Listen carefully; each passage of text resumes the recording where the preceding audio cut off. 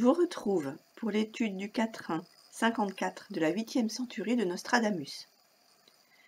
Sous la couleur du traité mariage, fait magnanime par grand Chirène Céline.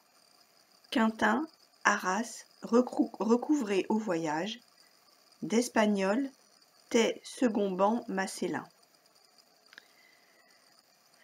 Donc là on parle bien du grand Chirène, puisqu'il le nomme dans le quatrain. Alors tout au début il nous parle du traité mariage. Donc là on nous parle du mariage du grand monarque. Donc le grand monarque va se marier et il va faire un fait magnanime, c'est-à-dire qu'il va être clément. Ou qu'est-ce qui s'est passé? Ça je ne peux pas vous le dire.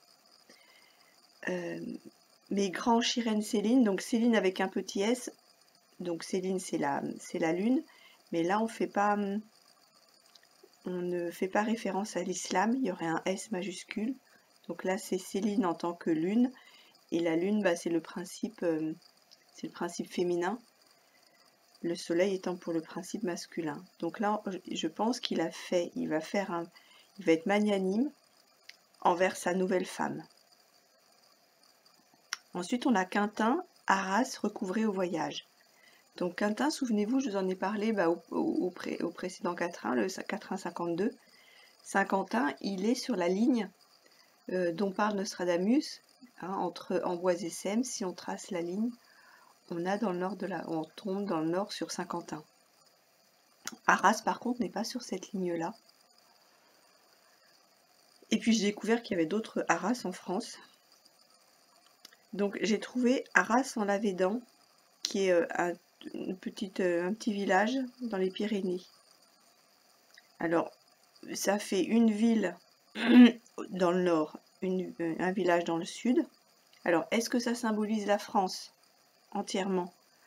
Ou est-ce que là encore, il faut tracer une ligne entre Saint-Quentin et ce Arras en Lavédan?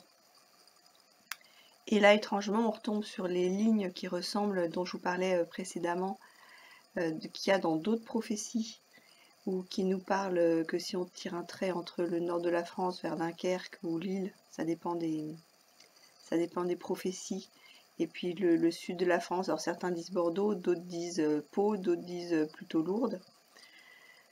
Donc en tout cas ça ressemble à ces lignes-là. Et sur la droite, eh bien, il y aurait la France serait détruite, et sur la gauche, l'ouest serait un peu plus préservé. Donc est-ce qu'on nous parle là aussi d'une ligne comme ça? Et là, cette ligne-là, en fait, il stopperait. Ça lui permettrait de retrouver la France sur cette ligne, ce découpage-là, et de sauver en quelque sorte la partie qui reste sauvable. Donc recouvrer au voyage. Le voyage, c'est le voyage de noces, là, puisqu'on parle d'un traité mariage. Alors, la dernière ligne, d'Espagnol, tais second ban Macellin. Alors, mon souci dans cette dernière ligne, c'est que j'ai plusieurs versions.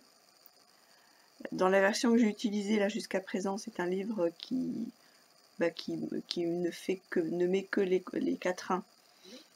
J'ai le mot tais, T-A-I-T, alors que dans d'autres interprétations, des livres où ce sont que des interprétations dont il n'y a pas tous les quatrains, j'ai le mot fait. Et que l'on prenne fait ou tais, ça change tout. Parce que si on prend fait, d'Espagnol fait second ban Macellin, alors second ban, c'est une seconde noce. Et puis Macellin, c'est un nom c'est un mot inventé par Nostradamus pour la rime, ça va rimer avec Céline qui est au-dessus du grand Chirène Céline. Et Macellin, ça fait Macéline, ça rappelle la femme, ma femme, en parlant du grand monarque. Donc il va épouser en seconde noce une femme. Et donc là, avec cette dernière ligne, soit cette femme est espagnole, parce que d'espagnol fait second ban Macellin, donc oui, d'espagnol ou d'une famille espagnole. Soit je prends le mot tais, qui est dans ma version, et à ce moment-là, ça veut dire que des Espagnols se tairont au moment de ces secondes noces. Alors pourquoi se tairont-ils? Est-ce qu'il va y avoir un attentat, quelque chose de un peu horrible dans leur pays? Je ne sais pas. Mais en tout cas, voilà, il y aura un événement sûrement simultané. Donc ça nous donne en interprétation.